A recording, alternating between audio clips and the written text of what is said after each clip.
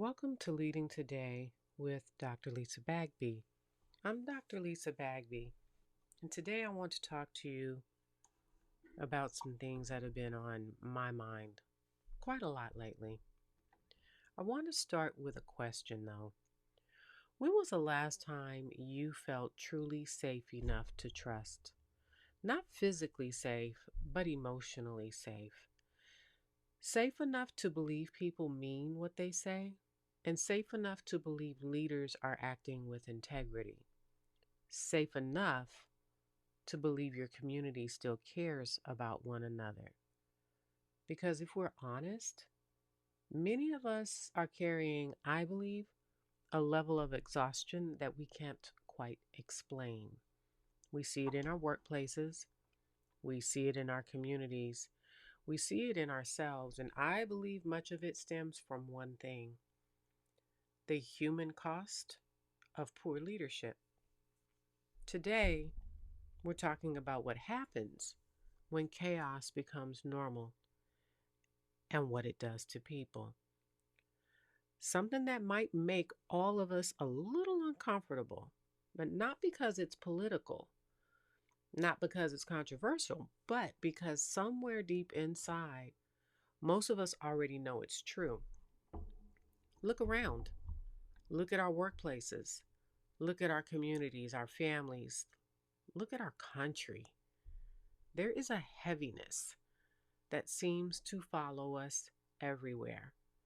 There are moments of hope, moments when we genuinely believe things can get better. But there is also this dark cloud that seems to linger overhead. And I don't think that cloud is coming from where most people think it is. I think it comes from leadership, or more accurately, the absence of it.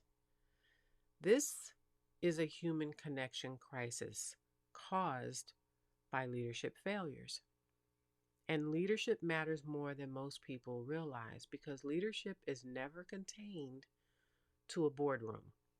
It never stays inside government buildings and it never remains inside organizations.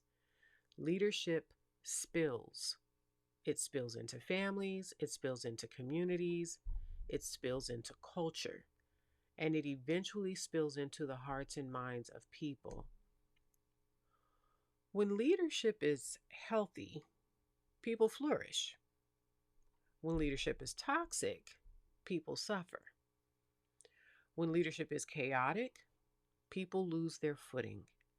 And that's what I think we're seeing right now. Not just in one place, but everywhere. We are living in a time where many people feel uncertain. And uncertainty itself isn't the problem. Human beings can tolerate uncertainty. We've always faced uncertainty. But what we struggle with is prolonged uncertainty without direction. Prolonged uncertainty without stability. Prolonged uncertainty without trust.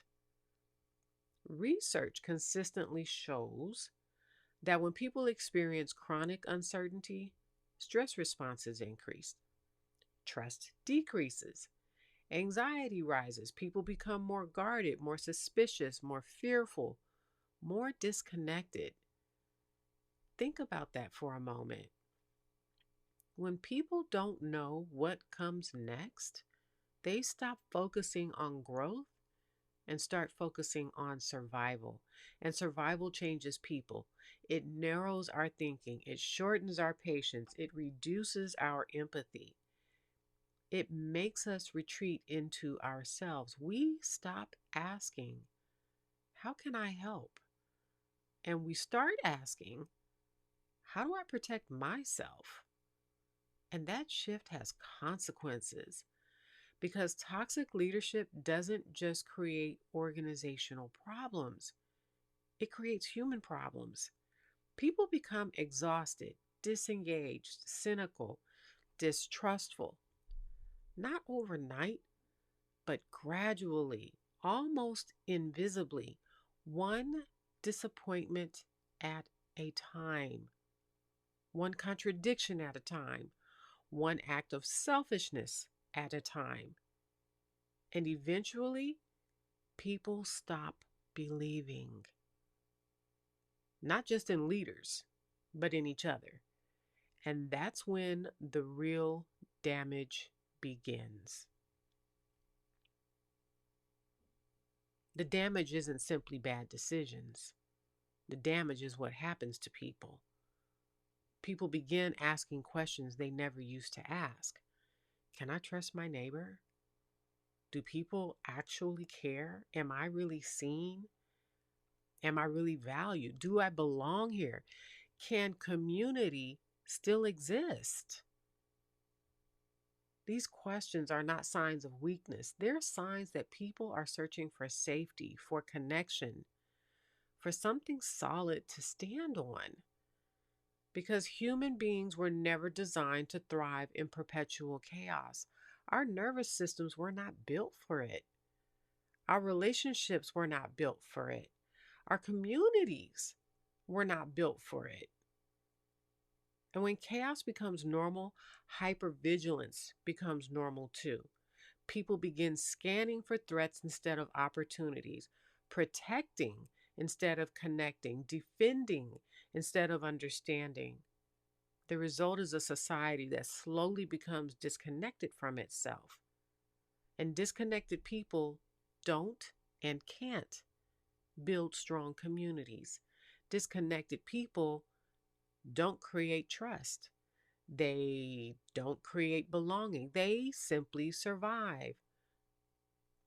But here's the good news: leadership can also heal. The same way poor leadership creates ripple effects, healthy leadership creates ripple effects. Authentic leadership creates trust. Transformational leadership creates purpose. And servant leadership creates connection. The leaders that Peter Northouse writes about, they don't lead by fear. They don't lead by confusion. They don't lead by division. They lead by creating clarity. They lead by creating hope and by creating meaning. And perhaps most importantly, is they remind people that they matter, that they belong, that they have value, and they're part of something larger than themselves. The world doesn't need more loud leaders. The world needs more healing leaders.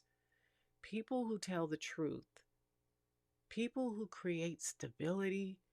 People who build bridges. People who help others feel seen. People who remind us that our shared humanity is bigger than our differences. And here's where this conversation becomes personal for me, because it's easy to point to politicians. It's easy to point to CEOs. It's easy to point at someone else's leadership. But you know what? Leadership starts with us. Individually, every one of us, the way we show up, the way we speak, the way we listen, the way we treat people who disagree with us, the way we create belonging, the way we choose courage over comfort.